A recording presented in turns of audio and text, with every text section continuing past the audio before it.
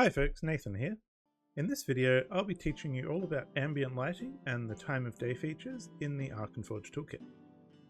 So here I have my crashed airship map that I've put together for one of my campaigns, and right now it is daytime, so it's all quite well lit and my party is going to come up and see very clearly what's going on. But on my time of day widget, which I have in the top right corner here, and if you don't have this active you can enable it through widget settings, you see I have 4 preset times a day. We have evening, which will give us that nice orangey glow to everything. You see how that really affects the fire there. We have midnight, which will give us a proper nighttime, and you'll see that the fire really illuminates things here, whereas the rest of the forest is quite dark. We have morning, which is a bit more of a gentler light, and we have midday. But I can get really deep with my customization of the ambient light settings. So if I click on time of day here, or I go to map tools and time of day, you can see that we have a few different settings here. So the first is the current time in hours, so I can set this to whatever value I want. So if I want the party to have arrived at specifically 6 o'clock, then I can do that here. These presets will set it to various times automatically, so this one is 4:30, this one I believe is about midnight, and yeah, that's all quite good. We can change the time only moves forward option, so if I want it to be daytime without going through a whole day-night cycle, we can let time go backwards that way. Whereas if it only moves forward, when I try and go back to early midnight, it's going to continue going.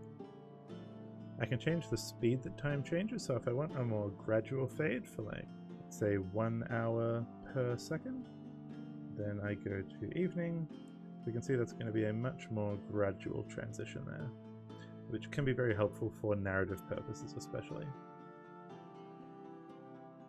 Next we have our ambient color. So if we're playing a campaign and we go in the Fey realm, for example, and the sun doesn't really work in the same way, we can set to use a custom ambient color. So if I click on this, you'll see that my color changes instantly, and I just need to change to a new color. Let's go for like a purple ambient light, I think.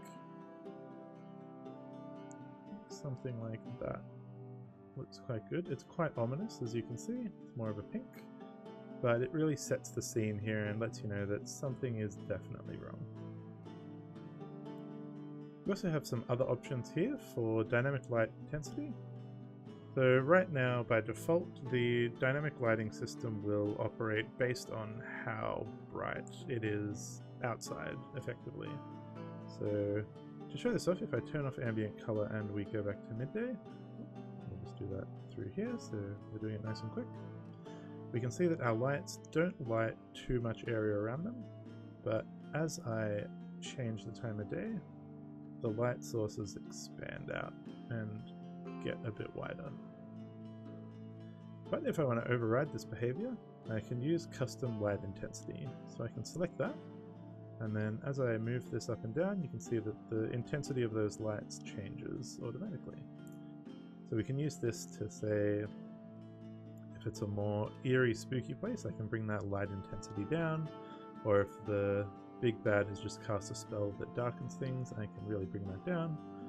Or on the flip side, if I'm using, say, holy magic, then that might start intensifying lights a bit and give us this nice sort of super bright effect to things, which we can really use to oversaturate the scene a bit. Drop shadow settings I'll get into in a different video because that's a whole separate system. But I hope this has been informative and will help you with your lighting settings in the Arkenforge Toolkit. So thank you for watching, and I'll see you in the next one. Bye.